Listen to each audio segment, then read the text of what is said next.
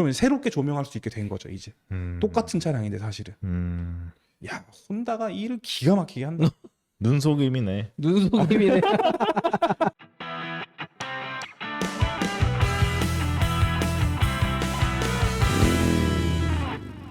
오늘도 입도바이로 여러분과 함께 합니다.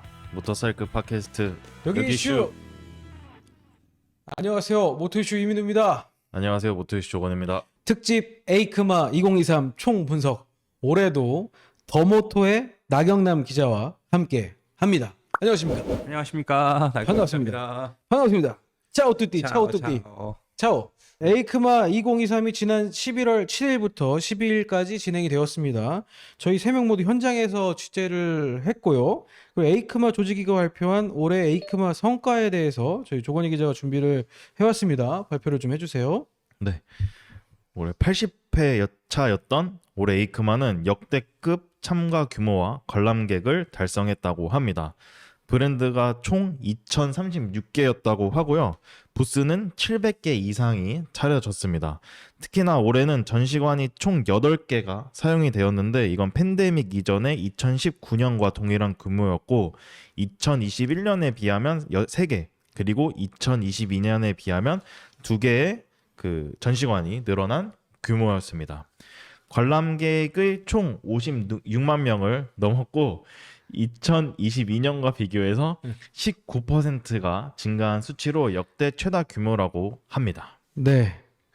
그리고 나경남 기자께서는 어떻게 보셨나요? 아 예. 저는 사실 기대가 되게 많았어요. 많은 분들이 별게 없을 거다라고선 미리 얘기하신 것도 있었는데 저는 이제 기대 믿고 있는 구석이 있었습니다. 혼다가 분명히 뭔가 할 거다라는 걸 기대하고 있어요. 네네.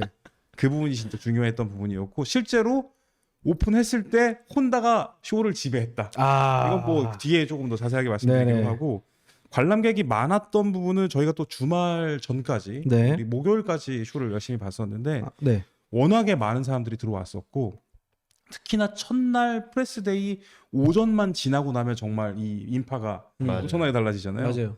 근데 특히나 이번에 에이크마 그 앙크마 이제 조직위 쪽에서도 가장 많이 강조했던 부분 중에 하나는 언론 매체 단체 혹은 이제 관계자들의 방문객 수가 약 7천여 명 정도로 추산을 했어요. 네네. 7천 명이면 정말 엄청난 숫자입니다, 사실은. 네. 언론 관계자들이 정말 많이 들어왔고 이제는 인플루언서들도 정말 많이 맞아요. 들어와 있었기 때문에 여러분들도 아마 검색해 보시면 아시겠지만 인스타그램이나 혹은 유튜브나 이런 쪽에서 해시태그로 에이크마 2023 뭐 이렇게 검색을 해보신다면 정말로 엄청난 양의 피드가 엄청나게 돌아다니는 걸 확인하실 수가 있을 겁니다.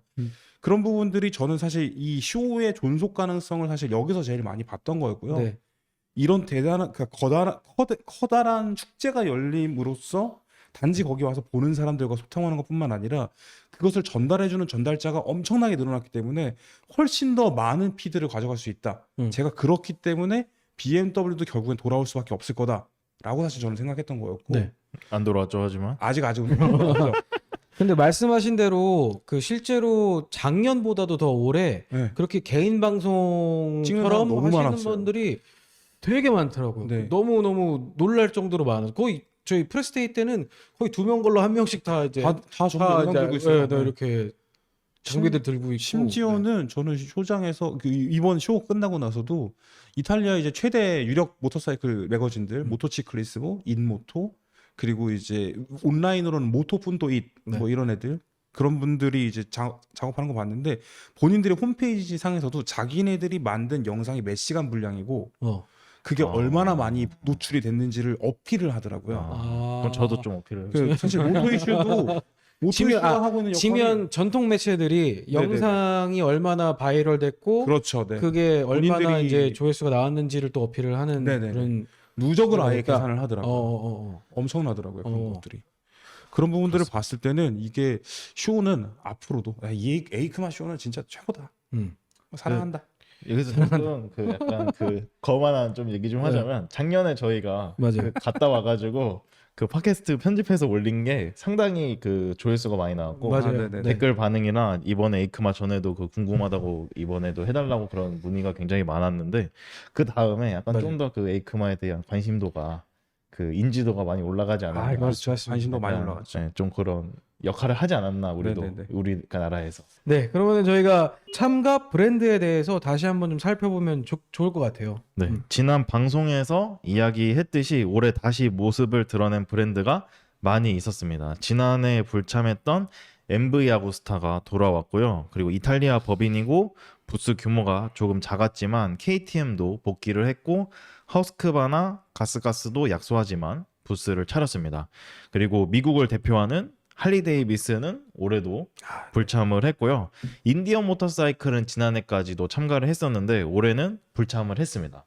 또 많은 분들이 좀 아까도 얘기했지만 의문을 갖고 물어보시지만 BMW는 팬데믹 시작 이후에 아예 오프라인 쇼에 불참하겠다고 선언을 했고 그 맥락 속에서 올해도 쇼에 참가하지 않았습니다. 네.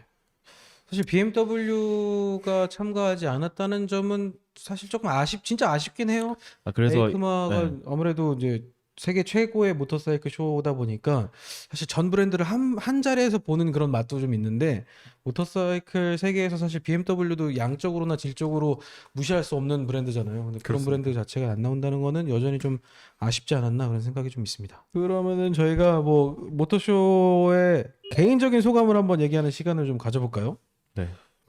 저는 신모델만 놓고 보자면 예년 수준이거나 또는 그 이상의 그 양으로 보면 신모델이 있었지만 그러니까 뭐 엔진이나 프레임까지 완전한 새로운 모델은 없지 않았나 아, 그렇죠. 라는 생각이 들었고요.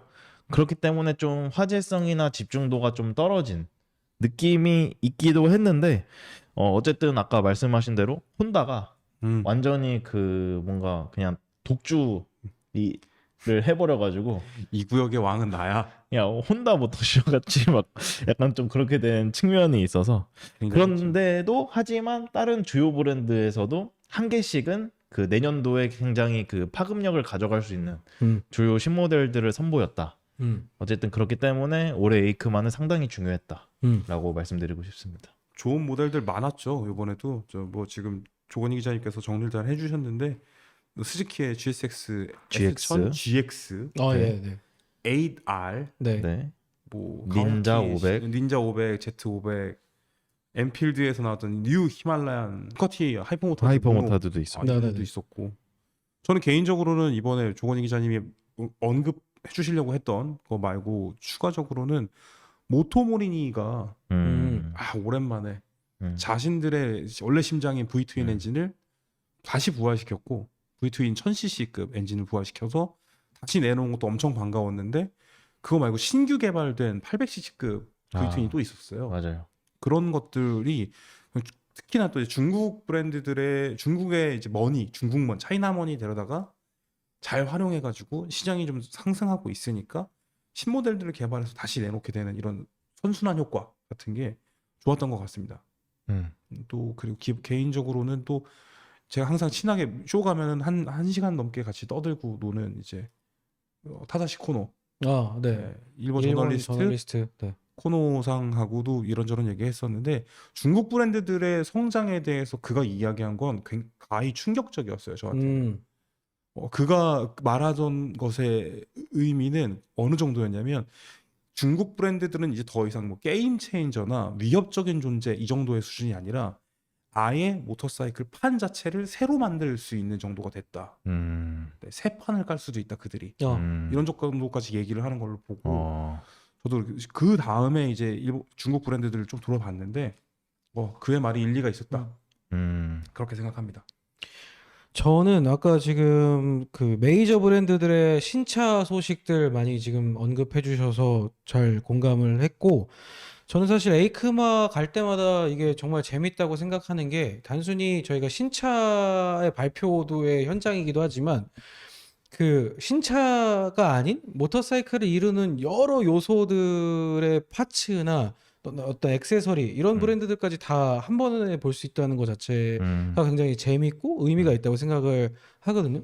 그 중에서도 올해는 사실 아까 중국 브랜드 말씀해 주셨지만 중국 브랜드만큼이나 중국 그런 뭔가 제작사들 뭔가 파츠 만드는 회사들 이런 회사들이 굉장히 많이 복귀를 했었어요. 작년보다 좀 더 많이 그렇죠, 들어왔고 실제로 한관 자체 거의 모든 대부분 이제 중국에서 나온 업체들이 있을 정도로 많이 있었고 그것들을 확실히 보면서 확실히 이 뭔가 그 세계 굴뚝이라고 하는 장난 네, 아닙니다. 진짜. 이 중국의 영향이 어쨌든 이 산업 안에도 피해갈 수는 없구나라는 것들을 느꼈고 또 저희가 또 이탈리아에서 진행되는 쇼다 보니까 이탈리아 브랜드들이 어떤 것들이 나오는지 이번에 좀 제가 자세하게 좀 봤는데 사실 이탈리아 브랜드들도 굉장히 역사가 오래된 그런 파츠 브랜드들이나 그렇죠. 네. 네, 액세서리 브랜드들이 많이 있더라고요. 그래서 음, 그것들을 보는 재미도 있었습니다. 저는 개인적으로. 맞습니다. 델로르토나 뭐 좋은 회사들 많이 있죠. 음.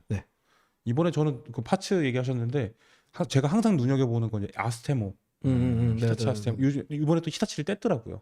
그래요. 히타치 아스테모로 그 3개 회사가 합친 거였는데 케이힌, 쇼와 그리고 또 뭐 어디죠? 네. 생각났습니다. 니신, 케이힌, 쇼와네요. 히타치 밑으로 합쳐서 모였는데 히타치 이름은 다시 뗐더라고요. 아스테모라는 브랜드로 나왔는데 그쪽에서 이제 신기술들에 대해서 준비를 해놓은 걸 조건희 기자와 함께 들여다보면서 야 진짜 무시무시하다. 시대가 바뀐다 이들이. 논해지만 뭐였습니까? 일단은 그 능동형 서스펜션이 네네. 있었는데 그걸 일부러 G310R에다가 장착을 해서 보여줬어요. 그러니까 그 얘기는 무슨 얘기냐면 지금까지 능동형 서스펜션이라고 하는 것들이 지금 우리가 알고 있는 아프리카 트윈이나 네. 그 뭐 할리 데이비슨의 펜아메리카 같은 것 쪽에 네네. 적용됐었던 그런 것들이 있었죠.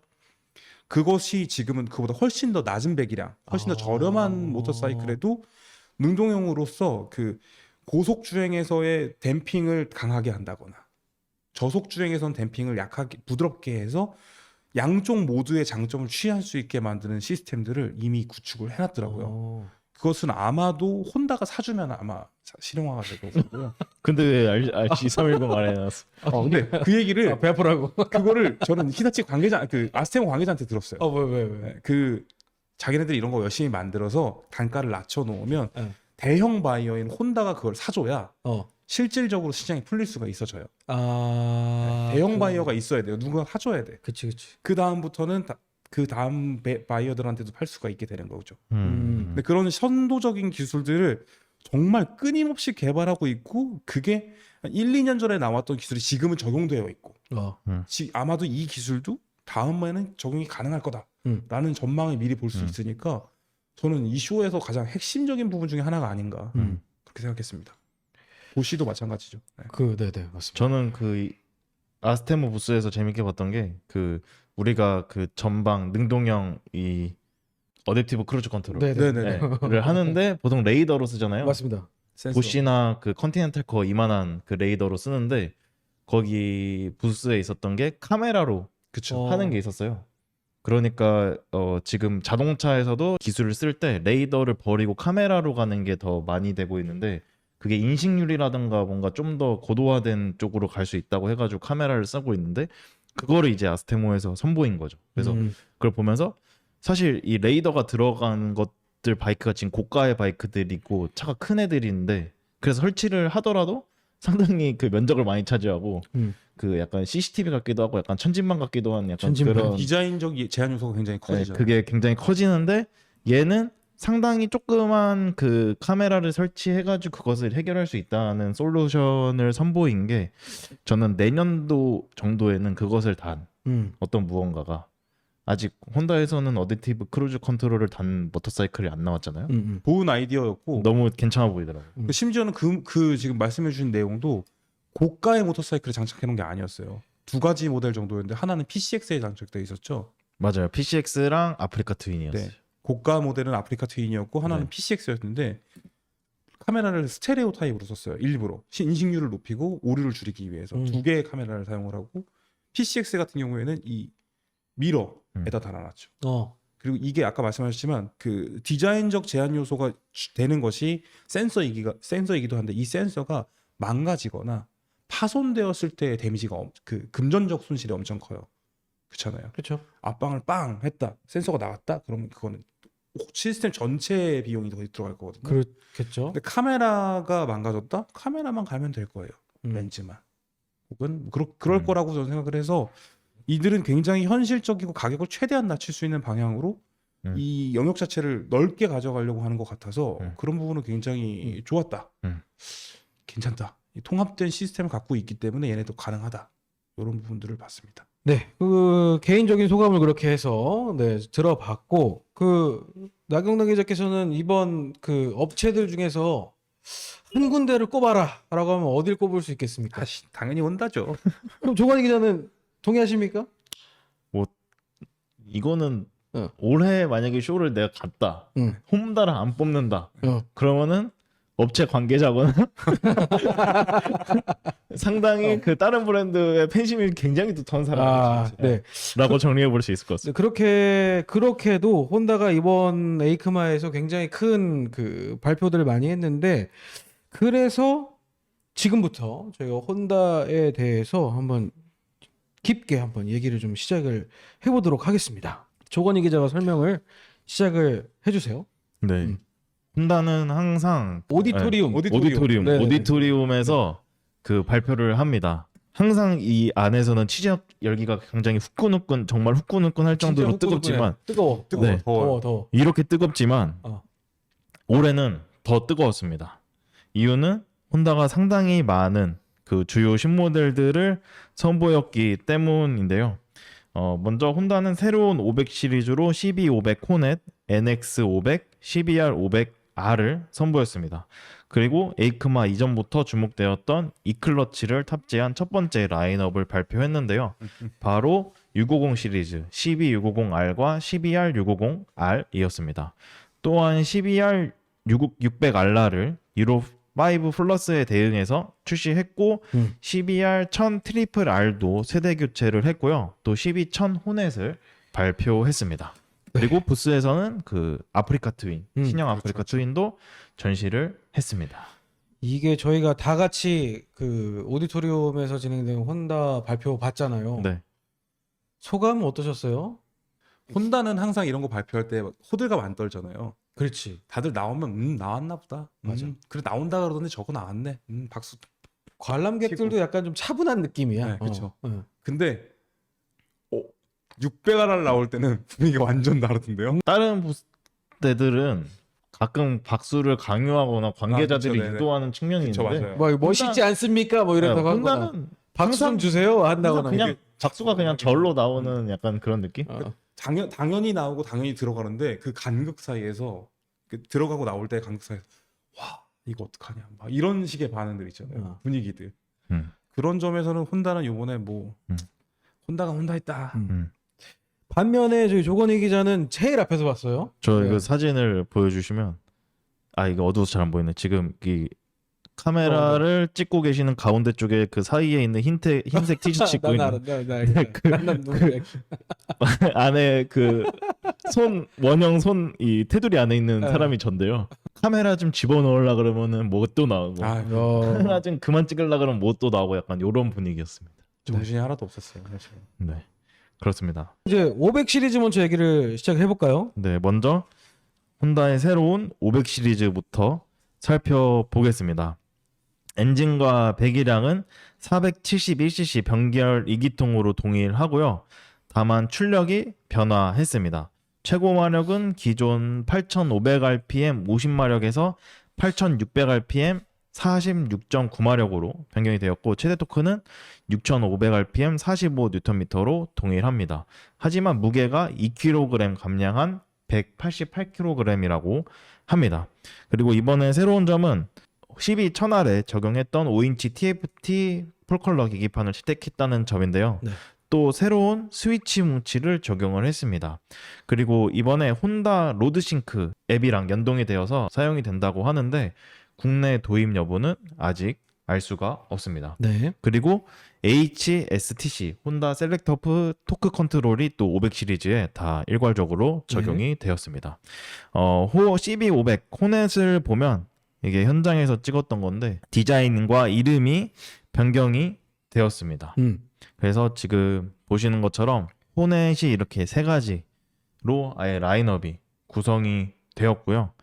또 이번에는 혼다가 굉장히 이렇게 젊은 이미지들, 감각 있는. 스트릿, 약간 스트릭 이미지들을 상당히 그 영상이나 사진에서 많이 강조를 하고 있고 지금 보시는 모델은 CBR 500R이고요. 네.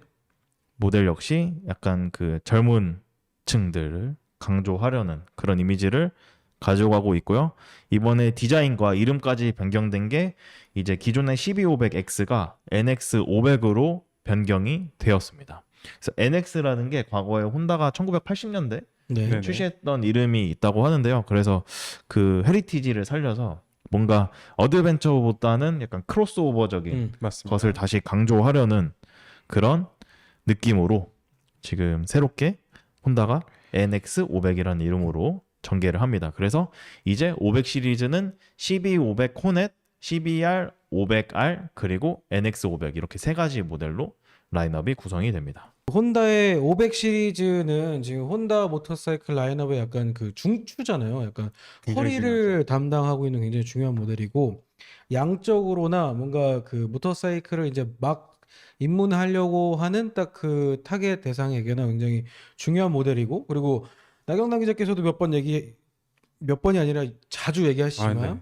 500 항상 시리즈만큼 이 가성비 높은 모터사이클이 없다. 아, 그렇죠. 이렇게 말하는 것처럼 굉장히 중요한 모델이에요, 이게. 그것을 그 A2 라이센스와 관련해서 어. 예, 다시 예, 한번 이야기를 해주시죠. 제가 지금 계속해서 강조를 하고 있는 지속적으로 강조를 하고 있고 이렇게 약간 좀 몰아가는 부분도 없잖아 있는데 그 유럽의 이제 라이센스 그 모터사이클 면허 체계 안에서 A2 라이센스가 정말 중요해요. 일본의 중형 면허급 된다고 생각하시면 될 텐데. A2 라이센스라는 별도의 면허 체계가 있다는 거죠. 그렇죠, 네네. A2 라이센스는 결국엔 대배기량 모터사이클 타기 이전 단계에 해당하는 중간급 배기량이라고 생각하시면 되는데 네. 배기량 제한이라기보다는 마력 제한을 주는 겁니다. 이게 출력 제한을 둬요. 네. 그래서 이를테면 그 스즈키의 S950 같은 모델이 있었거든요. 네. 그런 것들은 이제 A2 라이센스 대응 모델로서 존재를 하는 거였는데 그럼 1000cc의 똑같은 엔진을 갖고 있지만 전체 출력은 최고 출력은 제한해서. 47마력이 안 되는 거죠. 네.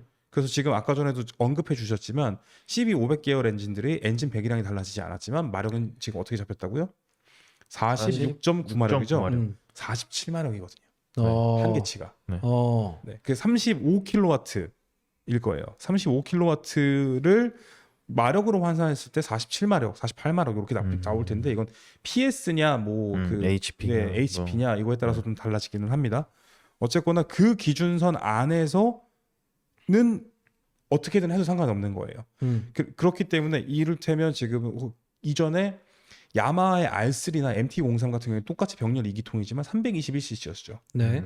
그리고 그 가와사키 닌자가 400이었죠. 네. 원래는 300이었습니다만 네. 네. 300, 400 이제 500이 나오겠죠. 네. 네.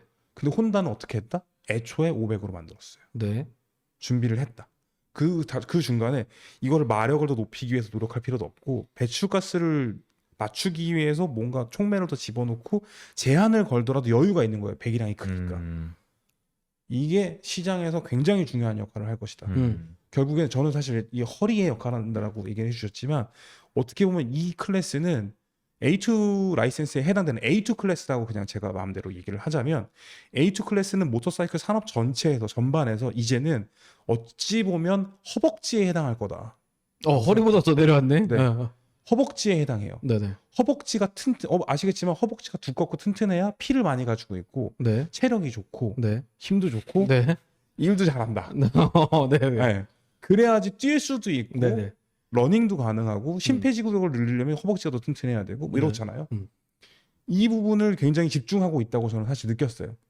그리고 미래를 위해서는 좀 더 현실적으로 그 신규 라이더들을 끌어들이지 않고는 대배기량이 성장할 수가 없는 구조이기 때문에 끊임없이 사람들을 끌어들일 수 있어야 되고 그렇기 때문에 상품성을 높이기 위해서 혼다는 엔진을 새로 개발하거나 이런 쪽을 대신해 컴포넌트를 중요하게 여긴 거죠. 계속해서 원래 서스펜션도 계속 좋아졌고 브레이크도 계속 좋아졌고 맞습니다. 맞아요. 그런 식의 컴포넌트들을 계속 고급화해 왔어요. 그것의 결정판이 지금 신형 그쵸. 500 시리즈들인데 맞습니다.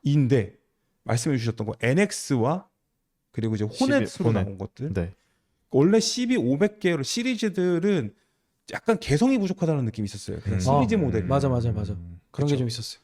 근데 어쨌거나 사실은 12500F 예전에도 디자인적으로 완전히 호넷이었는데 호넷이라는 이름을 안 붙여줬기 때문에 얘가 개성이 약간 없었어요. 그죠? 맞아요. 500X도 500 시리즈의 크로스 버전이다 이 정도였는데 NX가 제시하는 거는 뉴 미들 그러니까 라이트 웨이트 크로스오버라는 이름 딱 박아줬거든요. 네. 그러면 새롭게 조명할 수 있게 된 거죠 이제. 똑같은 차량인데 사실은. 야 혼다가 일을 기가 막히게 한다. 눈속임이네. 눈속임이네.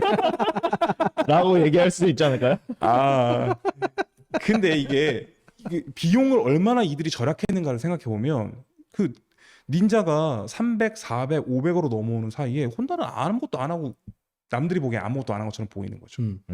근데 사실은 닌자가 300에서 400으로 올라오면서 컴포넌트가 좋아졌어요? 안 좋아졌어요. 똑같아요. 서스펜션 똑같고 브레이크 똑같았어요. 근데 혼다는 안 그랬다. 계속 발전시켰다. 그러면서 가격은 가장 합리적인 가격을 계속 제시를 해와서 다른 경쟁 브랜드들이 그 함부로 가격을 올리지도 못하게 붙잡아 놓는 역할도 했고요. 야, 이 A2 클래스는 그렇게 비싸면 안 돼. 라는 기준선을 잡아준 거죠. 아, 그러면은 이렇게 볼 수 있겠군요. 기존에는 뭔가 그 500 시리즈로 엔트리 시리즈 같은 느낌을 가져갔다면 이제는 개별 모델로서 약간 좀 매력을. 더 하면서 그렇지. 브랜딩을 하려고 하는 거군요. 그렇지. 굉장하지 않습니까? 그런 해몽이 좋다. 괜찮은 전략인 것 같고요. 아니 그 정확한 해몽인 것 같은데 아, 예, 예. 그 너무 별로 그렇게 아니 좋아할 것 같지 않다. 그 소비자들이 말씀하신 대로 500 시리즈가 지금 A2 라이센스에 대응을 하는 그 클래스로서 어쨌든 이제 그 대형 모터사이클의 기초 체력으로서 여전히 담당을 이어갈 것이다. 해야만 하고요. 해야만 한다. 네. 그리고 이제 제가 맨날 얘기하는 게 우리가 흔히들 그 R3나 이런 모델들 때문에 쿼터 클래스라는 얘기 많이 했잖아요. 네네. 쿼터는 500에 250. 250, 25%. 맞아요. 쿼터는 리터급 리터를 산정함으로써 그렇죠, 네. 미들도 되고 이제 그 미들이 500인 거고. 리터에 뭐 쿼터 4분의 1이다 250cc 급을 이제 얘기를 했었었는데 근데 지금 CB500 시리즈들 이 시리즈들을 쿼터급으로 얘기할 수 있냐? 없죠. 없죠. 시절이 좀 달라진 것 같아요. 그 뭔가 닌자 네. 500 쿼터급이라고 얘기할 수 있냐? 하프인데 이제. 안 되지 안 되지. 없죠. 네, 근데 하프백이랑으로 얘기하는 것보다 A2 클래스라고 불러주십사. 네, 통합하자. 우리가 그건 너무 유럽 중심적. 사례주의인가? 사대주의 유럽 사대주의. 아니 근데 이게 근데 하지만 뭔가 실질적으로 시장이 그렇게 만들고 제시하고 있기 때문에 우리는 그 체계를 받아들일 필요도 분명히 있지 않나. 근데 확실히 지금 딱 느껴지는 게 쿼터급으로 설명할 수 없는 요소들이 너무 많아졌고 맞아요. 또 반대로 반대가 아니라 또 같은 의미로 미들급으로 설명할 수 있었던 것들이 사실 요새는 또 미들급으로 설명하기 좀 어려운 모델들이 그죠. 등장하잖아요. 그렇죠. 줄 리터급까지 그 가는 준 리터급까지 가는데 걔를 뭐 미들급이라고 설명하기도 좀 이를테면 야마하의 MT09나 그치 그치 그 지금 스즈키의 8S, 그치 혼다의 뭐 트렌즈 알프나 그 호넷 750 같은 모델들은 배기량으로 따지면은 750, 800이에요. 배기- 그러면 사실상 그렇게 나왔던 거는 사실상 과거의 이제는 옛 것인 거죠. 그렇습니다. 예전의 분류였던 거고 네. 지금 정확합니다. 릭피님께서 말씀하셨는데 미드웨이트라 그러죠. 맞아요, 맞아요. 네, 네. 미들웨이트보다는 미드웨이트라고 해가지고 이제 그쵸. 그 500cc부터 이제 한 1000cc 아래까지를 대충 그렇게 맞아요. 얘기를 하죠. 퉁쳤는데. 네, 요새 퉁쳐서. 그 퉁쳐서 미드웨이트라고 요새는 말을 설명을 하는데 아마 그런 것도 지금 얘기한 어떤 맥락 안에서 미드웨이트라는 거가 설명이 되는 것 같아요. 맞습니다. 그러면 500 시리즈의 가격이 어쨌든 인상될 수 있는 요소들이 좀 있는 것 같은데 그건 어떻게 보세요? 하지만 그 보면은 아. 이제 아까 말씀해주신 대로 도리식 포크라던가 뭐 더블 디스크 브레이크 뭐 이런 것들을 맞아요. 이미 앞서서 한 번 적용을 했단 말이죠. 그렇죠. 그치. 그런데 그때 가격 상승이 그렇게 크지 않았어요. 맞아. 그때 가격이 굉장히 오를 거다라는 예측이 많았지만 가격이 안 올라서 깜짝 놀랐지. 그렇죠. 근데 지금 이번에 이 적용한 TFT 계기판이 12100R에 쓰는 거고 이거를 또 650 시리즈에 또 쓴단 말이죠. 그러면 상당히 많은 모델에 쓰게 되고 그렇게 된다고 하면은 이 TFT 계기판을 추가하면서 드는 그 비용이 그렇게 크지 않을 것이다 그럴 수도 있죠. 라고 예상을 해볼 수 있고 사실상 양심이 있다 그러면은 호넷이랑 NX500으로 이름 바꿨다고 디자인 바꿨다고 돈을 그렇게 높일 여지가 있는 것도 아니다 하기 때문에 제 생각에는 가격 상승은 그렇게 크지 않을 것이다. 충분히 그럴 만한 가격 상승 요인이 되겠지만 혼다가 그러니까 말씀드린 것처럼 이게 혼다에게만 허벅진 게 아니라 모터사이클 산업 전반이 살아야 혼다도 먹고 산다라는 개념이 있어요 원래. 네.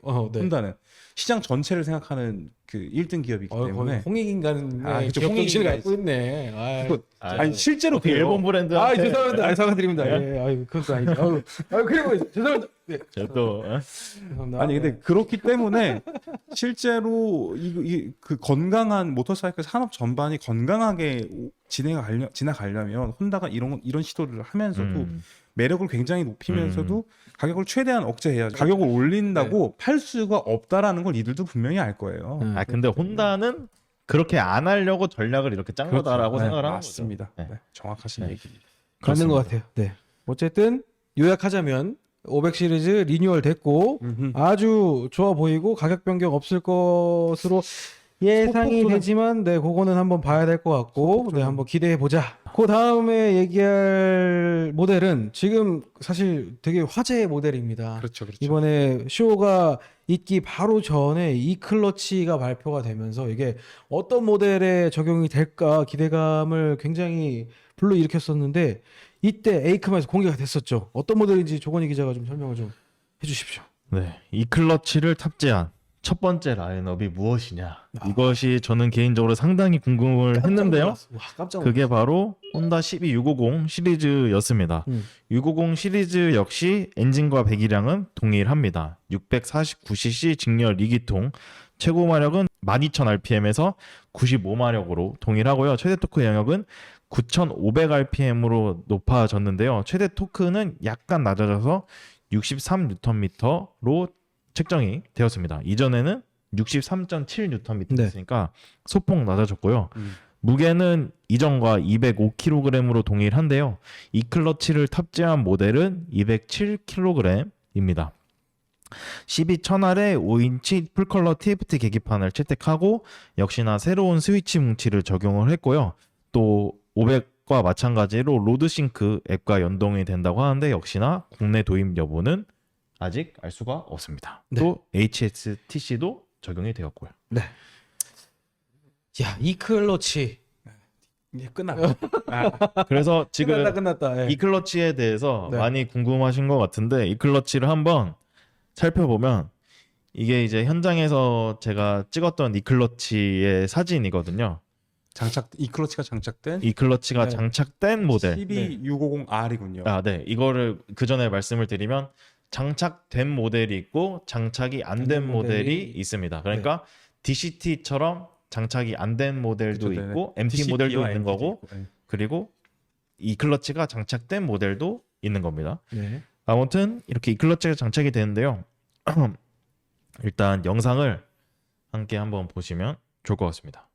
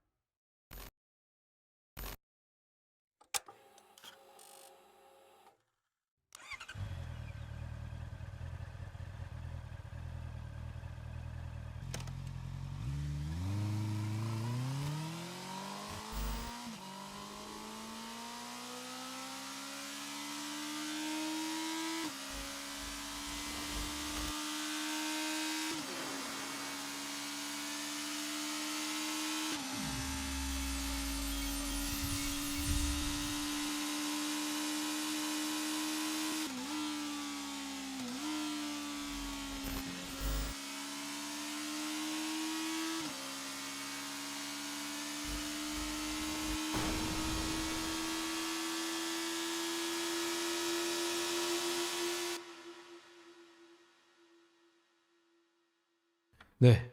그렇습니다. 그래서 이 클러치가 장착된 매뉴얼 모터사이클이라면 지금 영상에서 보신 대로 바이크를 출발하고 정차할 때 그리고 변속 시에 라이더가 클러치 레버를 조작하지 네. 않아도 됩니다. 하지만 클러치 레버를 그러니까 클러치 레버를 사용해도 되는 거죠. 그렇죠. 사용할 네. 수 있는 거죠. 네.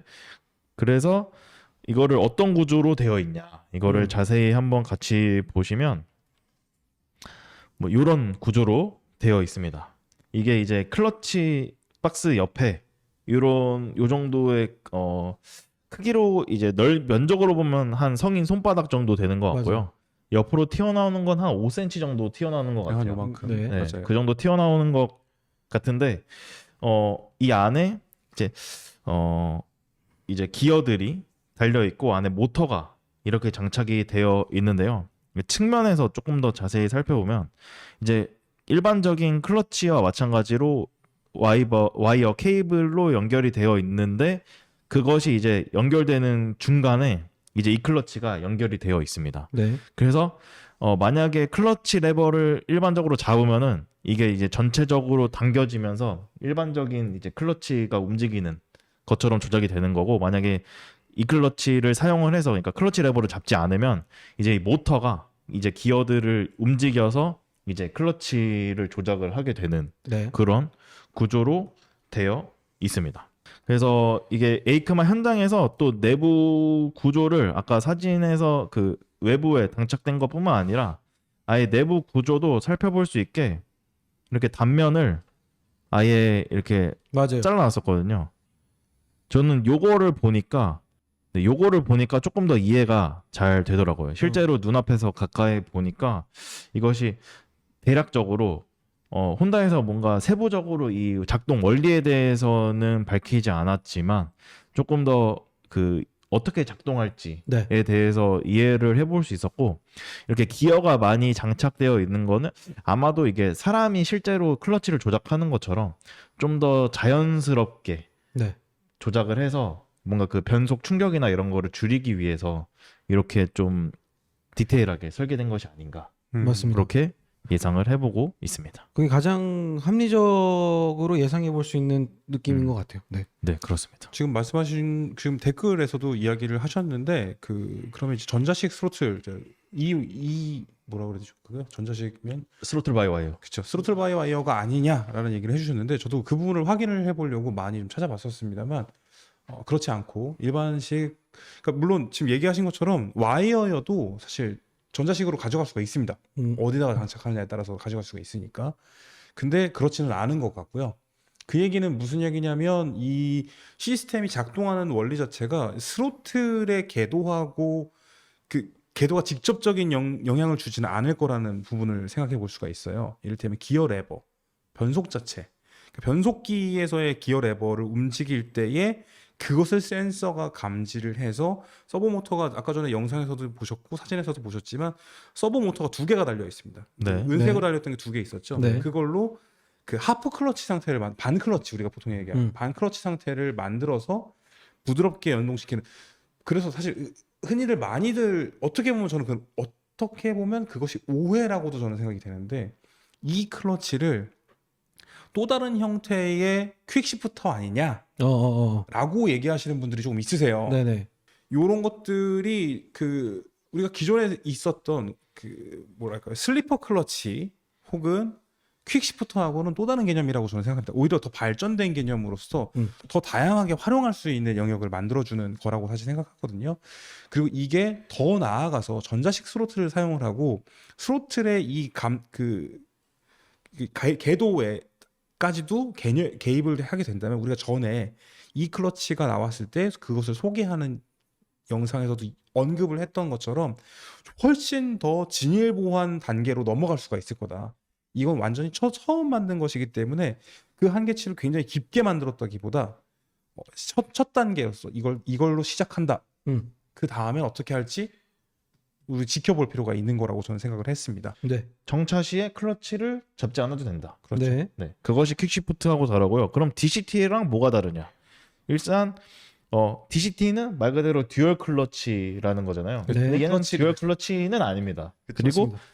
라이더가 느끼는 가장 큰 베네핏은 변속을 자동으로 해준다는 거죠. 아예 자동 변속. 그렇죠. 스위치로 할 수 있지만 자동으로 얘가 변속을 다 해준다는 건데, 이 클러치가 탑재된 모델은 변속은 라이더가 해야 됩니다.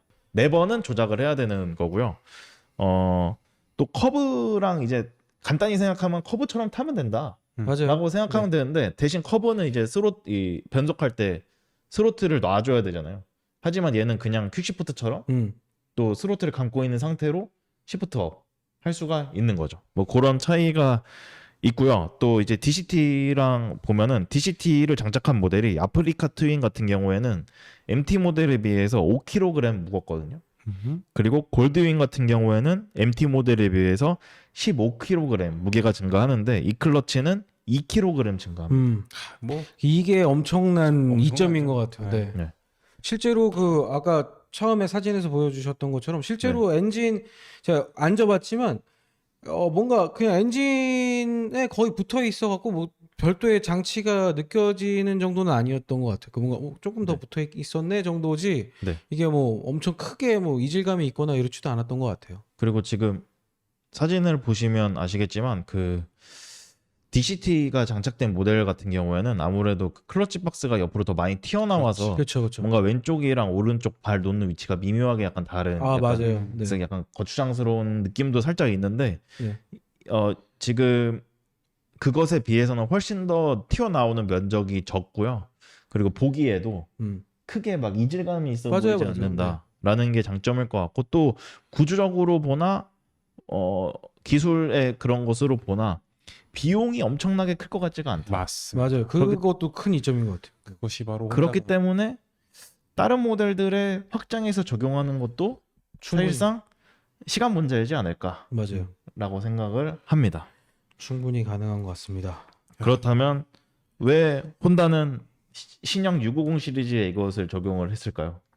그러니까 아까 전에도 우리가 먼저 이야기했던 이제 500 시리즈를 먼저 이야기한 게 이런 데서 도움이 된다고 생각해요. 네네. 500 시리즈가 만약에 이 클러치를 장착을 했으면 비용이 더 많이 들겠죠. 비용이 더 많이 든다는 말씀은 소비자들의 소비자 가격이 많이 올라가겠죠. 네.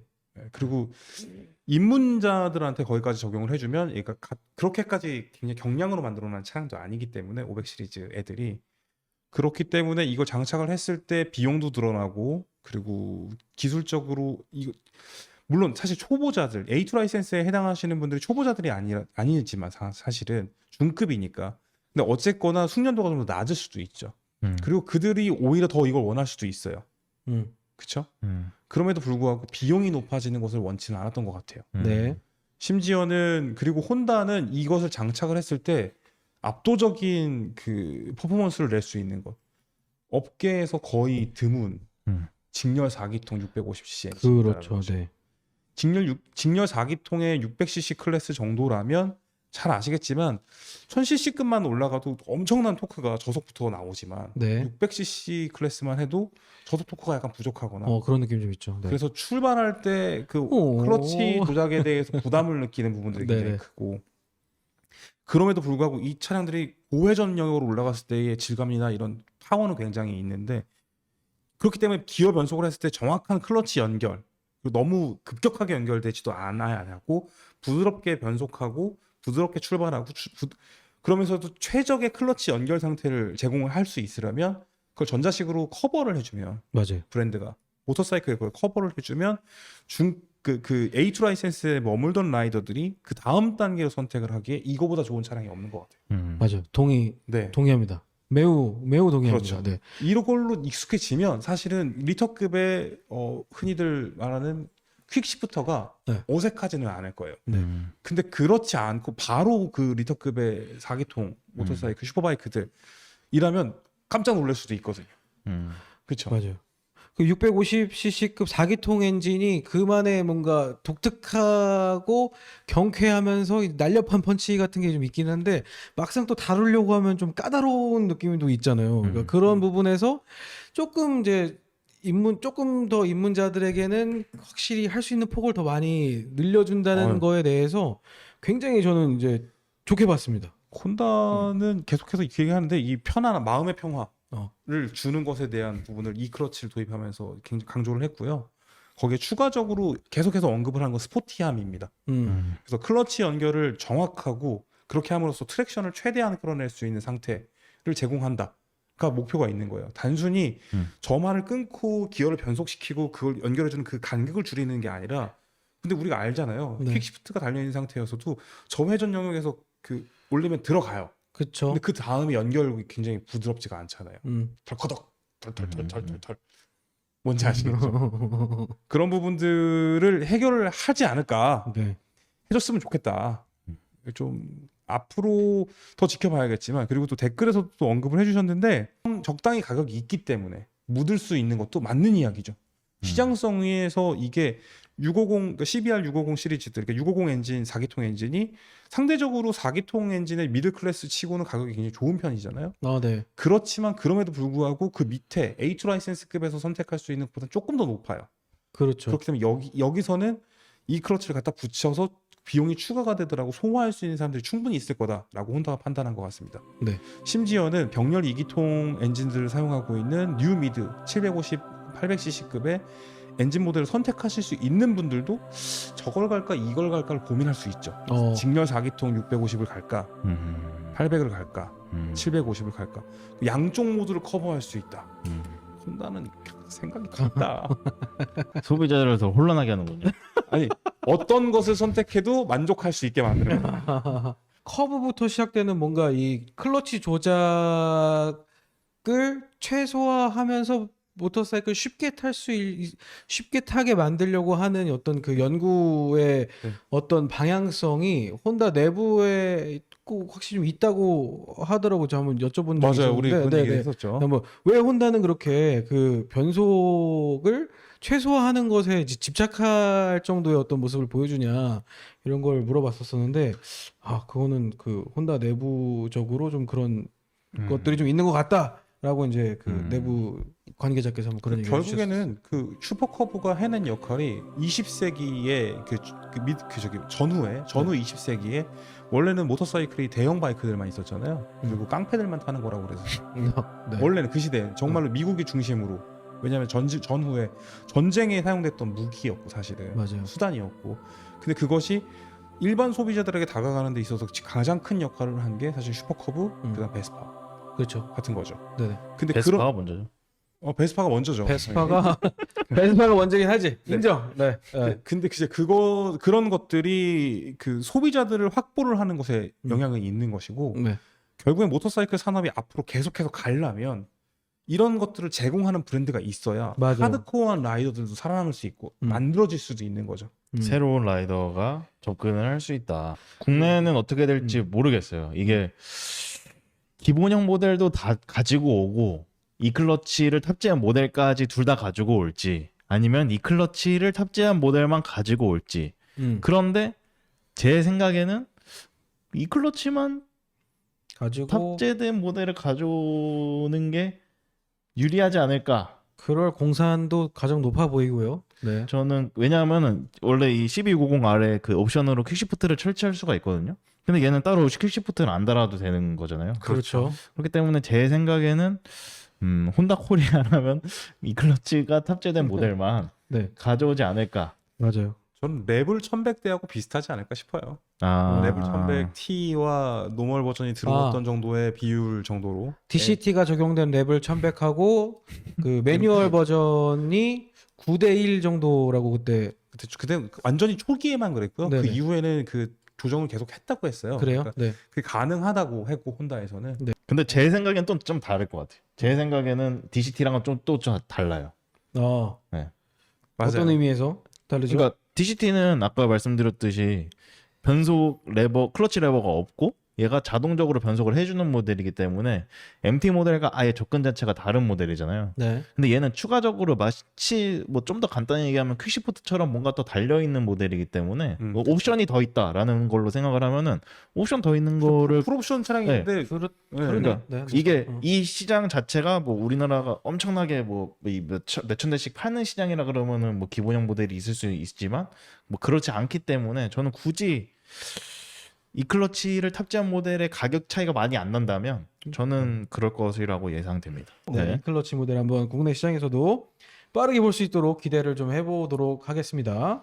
그러면 이제 다음에 이번 에이크마 혼다 부스에서 가장 주목을 많이 받았던 화제의 모델 뭡니까? 화제 모델입니다. 혼다 CBR 600 RR입니다. 야, 이거 진짜 야, 이거 진짜 이거 발표할 때 야, 다들 막 아까 그 오디토리움이 웅성웅성 거렸어요. 박수 쳐. 진짜 웅성웅성 거렸어요. 네. 웅성웅성. 그리고 거기서 그렇게 발표했었죠. 돌아왔다고. 돌아왔다. 그치. 네, 리턴이라고 얘기해 줬죠. 돌아왔다. 유럽에서는 판매를 안 했었으니까 또 맞습니다. 지금 다들 얘기하시는 것처럼 최고 관심 모델 600알랄 맞았고요. CBR 600알랄의 네, 스펙부터 설명을 네, 해주시고 말씀드리겠습니다. 네. 그러면 그 영상을 한번 보시는 동안 제가 소리가 조금 크긴 한데 이게 영상을 보시는 동안 제가 스펙을 말씀드리도록 하겠습니다. CBR 600알랄은 직렬 4기통을 가지고 있고요. 최고 마력은 14,250rpm에서 121마력, 그리고 최대 토크는 11,500rpm에서 63Nm입니다. 무게는 193kg이고요. 시트고는 820mm입니다. 쇼와 어저스터블, 풀 어저스터블, 쇼와 41mm 포크를 가지고 있고 리어도 쇼와 풀 어저스터블 타입입니다. 프론트에는 310mm 더블 디스크 레디얼 마운트 포피스트 캘리퍼를 장착하고 있고요. 6축 IMU 기반으로 HSTC와 코너링 ABS를 컨트롤합니다. 그래서 지금 전자장비 같은 경우에는 거의 트리플 R 급으로 다 들어가 있다라고 보셔도 좋을 것 같습니다.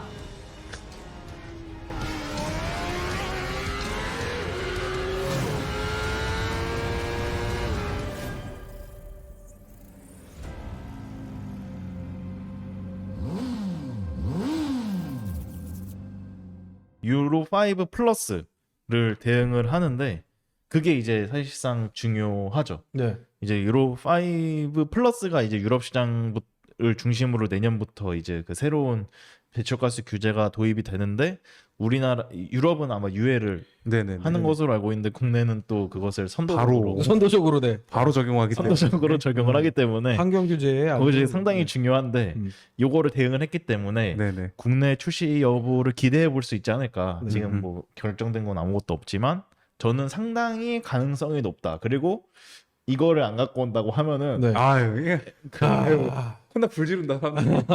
대규모 그 아니 네. 시위가 일어날 수 있다. 소요가 있다 소요가. 소요 사태가 일어날 수 있다. 아니 그리고 이번 에이크마 쇼 때 혼다 코리아에서도 담당자들이 많이 이번에 역대급으로 가셨어요. 아, 그렇죠. 가셔서 네. 이제 이런 것들을 이제 살펴보시고 아 어떤 것들을 빨리 달라고 해야겠다. 이런 것들은 이제 마음을 먹고 가셨겠죠. 제가 이제 그 이제 또 자랑 좀 해보면 이게 바이크에 앉아봤는데요. 실제로 알차 그 이제 스포츠 포지션과 편안한 포지션이 둘 다 될 수 있는 맞습니다. 그것을 혼다에서 설계했다고 하고 실제로 저도 그렇게 느꼈습니다. 지금 영상을 보시면 이렇게 본격적인 자세를 잡으면 예쁘게 잘 나오죠. 포즈 더 숙여. 근데 더 숙여. 이렇게 편하게 잡아도 좀 아까처럼 편하게 앉아도 자세가 상당히 편하게 나오더라고요. 히트고도 핸들바가 그렇고요. 낮은데 맞아 불구하고. 맞아. 그리고 시트고도 820mm여서 제 키에도 양발이 아주 잘 닿았다라는 게 아주 좀 좋은 포인트였던 것 같습니다. 아 저는 이거 뭐 좋습니다. 그리고 말씀해 주셨지만 4, 50대 그러니까 제 나이 또래보다 제 이제 위에 연배들 그리고 그분들이 사실 이 직렬 4기통 엔진들 가지고선 많이들 노셨죠 다들.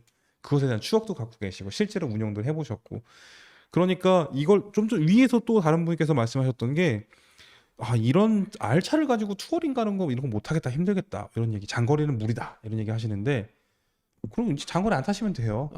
네. 카페만 가요? 아니 우리 섞기 시대 까면 되지. 아, 우리 섞일까? 시대에서는 우리 세대들은 그 칫이 굉장히 멀고 가기 힘들고 정말 레이서들만 들어가고 이랬었는데 이제 내가 버는 돈 가지고 수트도 살 수 있고 바이크도 살 수 있고 헬멧도 RI 살 수 있고 좋은 헬멧 살 수 있고 풀 장비 싹 멋있게 갖추고 주말에만 타셔도 되는 분들이 됐어요. 4, 50대 네. 구매력이 있는 층. 구매력도 있고 쫄랭쫄랭님께서 바로 말씀하시네요. 어. 이거 한 대만 있는 게 아니라 그럼요. 그렇죠. 평소에 타는 거 따로 있고 평소에 또 그 시내에서 왔다 갔다 출퇴근은 뭐 저 베스파 같은 걸로 하실 수도 있고 네. 스쿠터로 하실 수도 있고 그 투어링은 투어링 바이크 따로 갖고 계실 수 있고 그치. 그렇게 되면 야, 이거 살아있네. 그런 의미에서 뭔가 서킷 용도 정도로도 굉장히 좋은 선택일 것 같아요. 그러니까요. 사서 등록 안 할까 봐요. 사서 그러니까 사는 거는 확정이 된 거. 사는 거 갑자기 이거 등록할까 말까 하는 고민이야. 고민이다.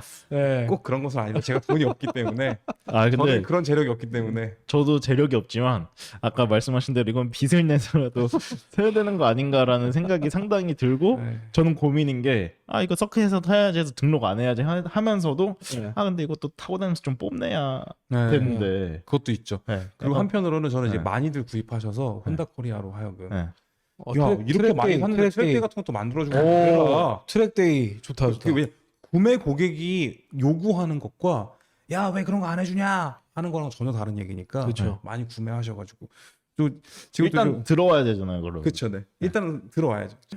근데 진짜로 너무 재밌을 것 같아요. 네. 네. 저는 그리고 그 디테일을 좀 더 보면 이 윙렛도 조금 없는 것만 옹졸하긴 하지만 옹졸하긴 하지만 조금 그래. 윙렛이 있고 이 네. 끝에 나름대로 이렇게 그 에어로다이나믹이 고려한 이런 것들이 끝에 이렇게 살짝 위아래로 달려 있다. 네. 귀여워. 네. 근데 저는 요번에 그 600R도 650R도 그렇고 아, 12R 500R도 그렇고 이번에 트랙 컬러가 진짜 예쁜 것 같아요. 네네네. 이번 트랙 컬러가 되게 예쁘게 잘 나온 것 같아요.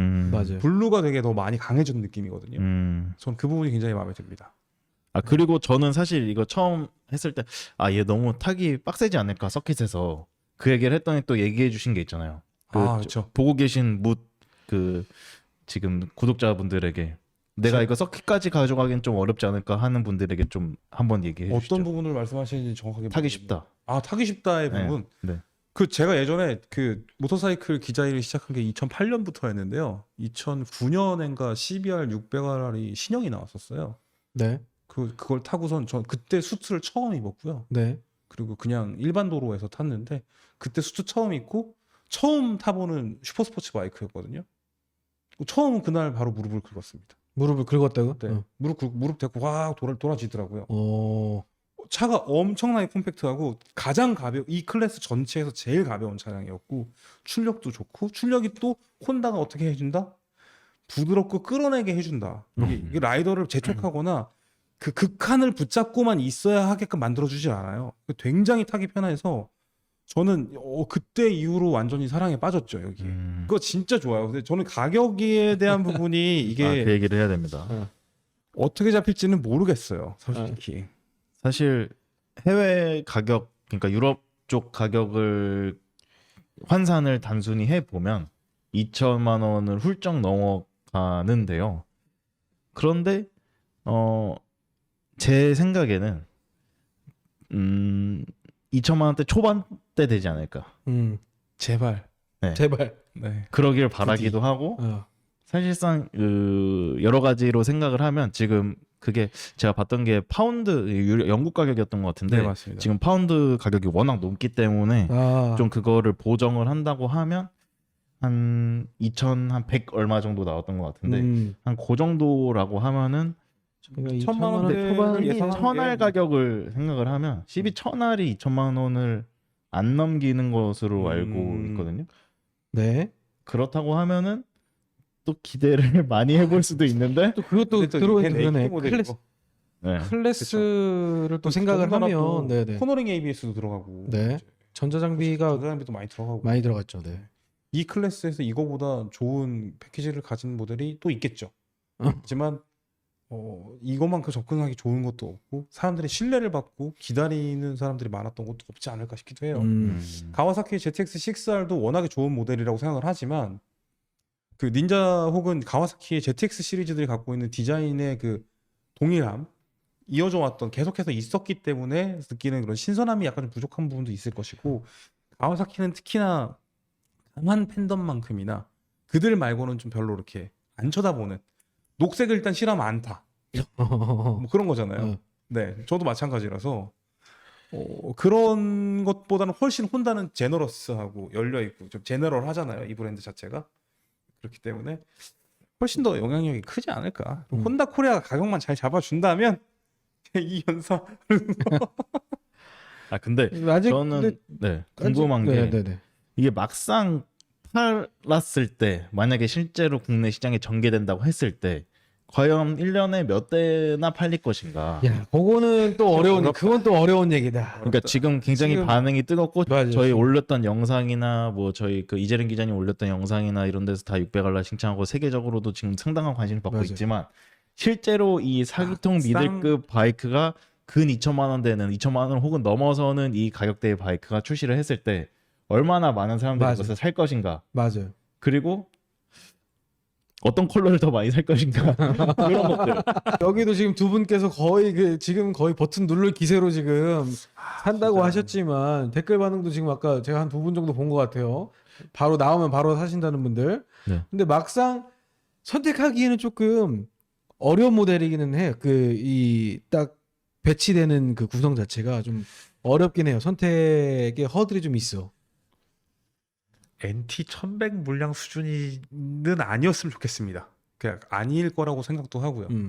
오히려 NT의 경우에는 가격대적으로도 좀 그랬었고 투어링을 좀 더 적극적으로 즐기시는 분들에게는 부족한 부분도 분명히 있었을 것 같거든요. 근데 이제 600RR 같은 경우에는 이 동급의 경쟁 모델을 혼다는 사실 경쟁 모델이 없다고 생각할 것 같아요.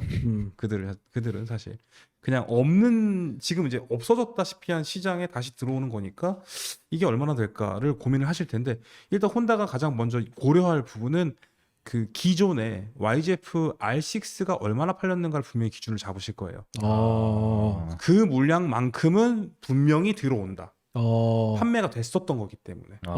그죠? 그 정도 무조건 들어와요. 그러면 그 정도는 분명히 들어올 거고 그것에 몇 배, 두 배 수로 갈 거냐 아니면 1.5배를 갈 거냐 뭐 이 정도의 차이가 있을 거라고 보지. 이거 뭐 600가 R6 판매됐던 거 생각해 보면 R6가 R6 사서 R6 박스를 그냥 보관해 가- 주신 분이 제가 네네네. 여기서 얘기 들었는데 네네. 큰일 났다. 마지막 600cc라고 갖고 계셨던 분들 안타깝다. 그러니까 최근에는 이제 뭐 R7이라던가 뭐 이번에 또 출시한 A-R 이런 모델들 보면은 이제 병렬 2기통이니까 폭이 굉장히 얄쌍하잖아요. 그쵸. 그렇기 때문에 하지만 또 리터급 4기통들은 원래 얘가 바이크 덩치가 더 그쵸. 크고 이래서 더 탱크 뚱뚱한 쪽이 느낌은 좀 별로 무섭죠. 없는데 얘는 오랜만에 저도 미들급 4기통에 앉아보니까 되게 폭이 넓게 느껴지는 거예요. 네, 맞아요. 이 탱크 쪽이랑 엔진 헤드 쪽. 네, 무릎 볼륨이 앞쪽이 크니까. 되게 이렇게 좀 둔해 보이는데 느낌이 들 정도로 뚱뚱한 느낌이었는데 걔가 블랙이 그게 좀 심했어요. 저는 느끼기에. 그 트리콜로는 그런 느낌이 거의 못 들었는데 블랙에 앉았을 때 딱 그런 느낌을 받았었거든요. 그래서 저는 개인적으로 트리콜로가 더 낫다고 생각을 하는데 아무래도 국내 시장에서는 그 블랙이 좀 더 맞아요. 이게 일반적인 감성에서는 더 많이 팔리지 않을까라는 맞아요. 생각이 또 드네요. 일반적으로 고객들이 선택할 때 블랙 컬러가 확실히 조금 더 범용적으로 근데 블랙의 많이 그래픽이 멋있다고 있으면- 생각을 하는 컬러지 않나. 근데 저는 지금 보니까 이게 혼다 본사에서 이 두 가지 컬러를 적용한 건 되게 그런 느낌이에요. 이 블랙 무광은 마치 윈터 테스트 때 네네. 리버리가 없는 상태에서의 아, 팩토리 바이크들. 그죠? 윈터 테스트, 겨울에 테스트할 때 네네네. 그 느낌. 이건 홈바의 시각입니다. 이게 HRC 컬러는 이게 뭐 그랑프리 컬러는 이거는 이제 그 실제로 레이스 할 때 나가는 컬러링, 오리지널 컬러링 그렇게 보인다. 왜냐하면 그 까만색 이 블랙 컬러에서 HRC 로고만큼은 확연하게 컬러를 갖고 있기 때문이죠. 그런가요? 그 방향에서는 안 보이는데 이쪽 방향에 있어요. 아 여기 스티커가 조금 있군요. 네, 저쪽에 딱 있습니다. 지금 아. 잘 안 보이는데 네네. 조명이 약간 좀 위에서 때리니까 잘 안 HRC, 보이는데 HRC가 좌우에 계속 헤드라이트 옆으로 이제 이렇게 네, 달려 있어요. 앉아 있는 거 계속 자랑. 좋네. 네. 포지션 좋습니다. 네. 근데 여기서 억가 몇 개 해도 됩니까? 네, 말 많이 해주세요. 네, 억가 몇 개를 하면은 됩니다. 프론트 브레이크가 토끼코예요. 토끼코다. 토끼코예요, 나도 좀- 토끼코. 아니 이게 브레이크 성능이 부족하다는 생각 전혀 안 해요. 왜냐면은 제가 그 카타나 처음 탔을 때 걔도 토끼코였던 것을 기억하거든요. 그렇습니다. 네. 그렇기 때문에 뭐 제동 성능은 전혀 부족하지 않을 것이라고 생각을 하는데 감성이 그 토끼코다. 사서 바꾸면 되지. 그치, 브레이크랑 캘리퍼 그래? 뭐 제가 그래서 사실 실린더 생각을 바꾸면 했어요. 되지. 바로 아 근데 사실 하면 되지. 이 네. 여기에다가 올린지 딱 들어가면은 더 예쁠 것 같긴 한데 네. 바꾸면 되지. 아니 이미 쇼가 풀 어저스터블이라서 네. 그렇죠. 약간 그러네. 굳이 또 그렇게까지 가야 되나라는 생각도 있고. 어차피 타다가 그 네. 한번 이렇게 이미 우린 산 거죠, 그러니까. 그러니까 이미 우린 산 거를 예상하고 가정해두고 얘기하는 거. 있었는데 억가할 거 하나 있습니다. 네네. 지금 리어 스윙함을 보면 까만색이잖아요. 네네. 알루미늄 스윙함이거든요. 네. 그럼 그 알루미늄 감성을 좀 살려놨어야 되는 거 아닙니까? 원래 혼다는 굳이 네. 너무 오랫동안 얘기했던 당연히 옛날부터 알루미늄이었는데 갑자기 알루미늄을 자랑할 거냐?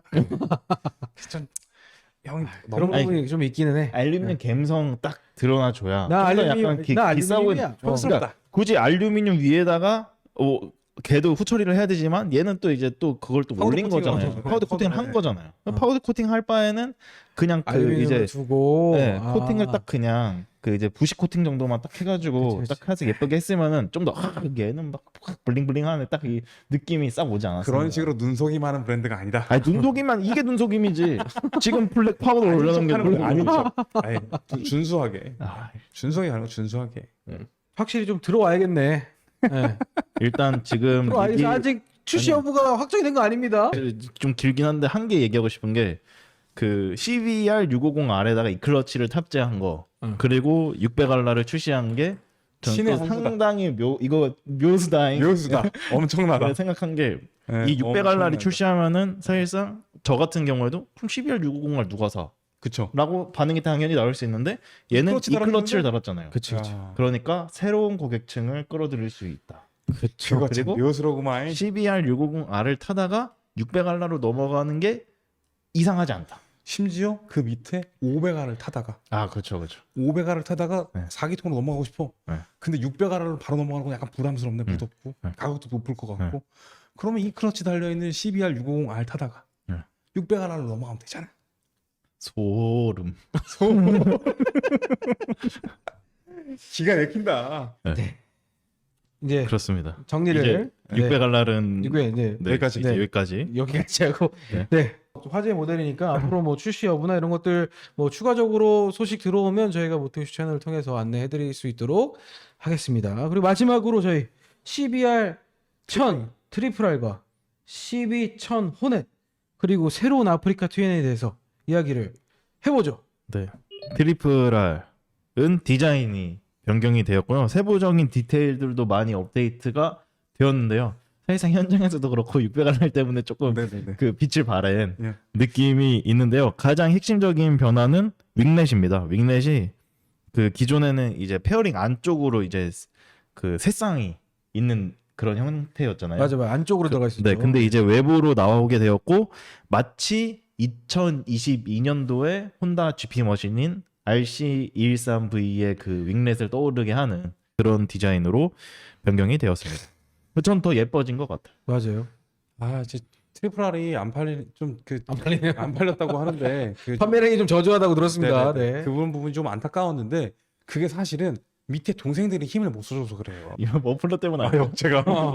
근데 저거 아크라포비치에서 같이 개발해준 아주 네. 명품 머플러입니다. 저거. 아크라포비치에서 개발해준 티타늄이에요, 아주 크고 심지어. 비싼 머플러죠. 크고 멋정. 진짜 멋있어요. 그리고 네. 성능도 정말 좋고. 네. 근데 이게 어디까지나 아까도 얘기했지만 혼다 코리아가 그동안 서킷 이벤트나 네. 이런 쪽으로 스포츠 유저들을 적극적으로 끌어들이려는 노력이 없었어요. 왜? 막다한 모델이 없었거든. 근데 이제 지금 500R부터 시작해서 650R, 600RR 이들이 조금 받쳐주고 나면 그 다음엔 트리플 R도 판매고를 높일 수 있을 것이다 네. 라는 기대를 좀 해보고 아 있습니다. 그렇죠. 여기서 600알날에 엄청난 그 저거를 팬덤으로 트리플 R까지 갈 수 있죠. 그렇죠. 지금 MG소님께서 얘기해주신 대로 이번에 혼다에서 밝히기로는 그 코너링 성능을 상당히 개선했다라고 네. 이야기를 했는데 뭐 네. 사실 그건 타봐야 아는 것이기 때문에 그렇죠. 네. 안 타봐갖고 그렇습니다. 하지만 개선했다고, 혼다에서 네. 분명히 그렇게 밝혔습니다. 맞아요. 그 공식 발표에서 개선을 했다. 코너링 개선했다. 이렇게 네. 발표를 했습니다. 점이니까. 네. 그렇죠. 그래서 사실 텐션이 많이 떨어지기는 해요. 여기서 600R이 피크였어. 아, 네. 네. 그 12000 호넷에 대해서는 네. 그 등장 자체 그리고 호넷 같이 생겼다. 그 말벌처럼 생긴 것도 사실인데 많은 사람들이 떠올리는 것은 과거에 이제 Z 아 가와사키 Z 아, 네, 지천. 맞아요. 네, 지천 아까 누가 얘기해 주셨는데 지천이랑 그 또 두카티 스트리트 파이터 비슷하다는 의견도 많고요. 네네. 약간 그런 느낌인데 전 근데 이 호넷 신형 호넷에 대해서 그 디자인 별로라는 의견이 되게 많은데 전 괜찮았거든요. 지금 저는 750이나 500 혼합보다 훨씬 예쁜 것 같은데 역시 디자인은 좀 개인 취향 차여서 그런지 모르겠지만 이 세대를 놓고 보면 1000 호넷이 제일 낫지 않나요? 저는 그거. 개인적으로는 너무 만족스럽고요. 오히려 12000R 때보다도 훨씬 더 멋진 디자인이라고 생각을 했습니다. 그리고 호넷의 이 패밀리 라인업을 구축하는 데서도 원래 당연한 이야기였고 그 이전에 12000F가 호넷 1000이었으니까요. 너무 괜찮습니다. 근데 호넷 지금 보시면 호넷이 지금 그 사진상에서도 보면 눈이 양쪽으로 이렇게 쪼개져 있잖아요. 네.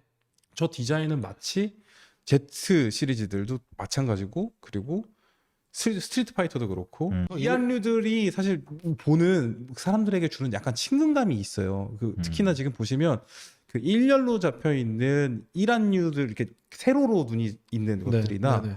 그리고 이를테면 R1이나 R7처럼 눈이 없어진 것처럼 보이면서 그 프로젝션이 옆으로 박히는 이상한 데 박혀 있는 것들이 네네. 보기에 왠지 약간 불편한 느낌이 있거든요. 기괴한 느낌이 좀 있죠. 네. 네. 불쾌한 골짜기. 네, 불쾌한 골짜기 어딘가에 있어요. 근데 저렇게 이한류들은 딱 봤을 때 친근감이 확 오고 이안유라고 하시면은 눈이 눈 두 두 개다. 개가 네. 있는 그런 맘대로 종류, 막 정한 종류 같은 거를 이제 말씀하시는 네네네. 거죠. 네네. 맘대로 류를 만들었는데 저는 개인적으로는 너무 디자인 잘 나왔고 아마 눈이 두 개 있으니까 뭐 사람의 인지의 네네네네. 형상으로 봤을 때 뭐 아니요. 친근감도 네. 있고 뭐 그렇지 않을까 싶어요. 이거 네. 12000 트리플 L이랑 비슷해요. 맞아요. 네, 그 연장선상에서 저는 있다고 생각합니다. 맞습니다. 하지만 어쨌든 그 가와사키 Z1000을 떠오르게 하는 거는 어쩔 수 없고. 그거는 뭐 인정. 네. 쿨하게 인정. 그런데 저는 그래서 인기가 많을 것 같다. 그렇다. 저도 그렇다 네, 생각합니다. 저는 그 결론적으로는 그렇다. 잘 됐다. 지금 뭐 이야기가 많지만 네. 결국에는 지금 지천이 없기 때문에 그 빈자리를 가사키가 굉장히 이렇게 짜증나네 이러고 있을 것 같다. 그렇죠. 네. 혼다 아프리카 트윈 이제 신형이 어드벤처 스포츠가 이제 프론트가 19인치로 변경이 되었습니다. 그리고 디자인도 변경이 되었는데 측면 뭐 페어링이라던가 이제 전면의 디자인이 이게 그냥 봐서는 뭐 이전이랑 똑같은 거 아니야라고 할 수 있지만 실제로 보면 바뀌었고요. 특히나 이 아프리카 트윈은 디자인이 약간 좀 오버하면은 그 MV 아고스타 럭키 익스플로러처럼 좀 더 눈도 커지고 좀 더 약간 예뻐졌어요. 네. 잘 나왔어요. 네. 좀 좀 더 확실히 고급스러운 느낌이 있어요. 무르익은 것 같아요. 디자인 완성도라고 할까요? 뭔가 딱 이제 뭐 핏하게 맞는 느낌이 좀 있어요. 또 어드벤처 스포츠에서 프론트 19인치로 바뀐 게 시트보드 낮춰주고 또 그 성격에 좀 더 잘 맞지 않나. 그 비율적으로도 조금 네. 좀 더 안정적으로 안정감이 있었던 것 같아요. 실물로 봤을 때. 실제로 지금 유럽 시장 전체에서 가장 큰 시장인 이탈리아에서도 판매고가 아주 좋습니다. 네네. 3등이었거든요. 네네. 전체 시장에서. 아프리카 트윈 출시하고도 계속 쭉 네. 항상 상위권에 2등, 있었죠. 네. 3등 여기가 네. 차지하고 있었는데 꾸준한 롱 베스트셀링 모델이고 국내에서는 약간 좀 그 주목도나 그 신선함이 좀 떨어졌기 때문인지 그렇게까지 인기를 많이 끌지는 못하는 것 같지만 이번에 모델 변경이 좀 있었기 때문에 모델 체인지가 이제 마이너지지만 체인지가 있었기 때문에 잘 되지 않을까 하는 저는 기대를 시트고 해봅니다. 문제가 좀 많이 크지 않았나라고 생각을 하는데 이번에 이 뒤꿈치. 개선을 통해서 그것을 많이 해결을 해서 판매량이 다시 조금 올라가지 않을까 예상을 하고 있습니다. 오늘 진짜 혼다 얘기로만으로도 이렇게 길게 네. 그래서 사실 오늘 그 다 끝내버리려고 했는데 혼다가 너무 많고 사실상 그냥 넘어갈 수가 없어. 손바가 계시기 때문에도 그렇고 아, 저도 인정할 수밖에 없는 것들 때문에 혼다 이야기밖에 못했고요. 네. 다음 시간에 네. 다른 모델들 이어서 하겠습니다. 스즈키, 가와사키, 야마하, 로열 엔필드, 빈모타, 모토구치, 트라브, 두카티 등 제가 오늘 얘기하지 못한 거는 조만간 예고를 통해서 방송을 하도록 하겠습니다. 그때까지 저희 기다려 주시면 좋겠고 저희 더모토 12월에서 에이크마 특집으로 아마 기사가 네, 오늘 했던 얘기가 뭐 거의 되니까 중심이 되겠죠. 네. 더모토 12월 호도 기대해 주시면 좋겠고 저희 모토 이슈에서도 영상 준비를 하고 있으니까 그것도 네. 준비 관심 많이 가져주시면 좋겠습니다. 네.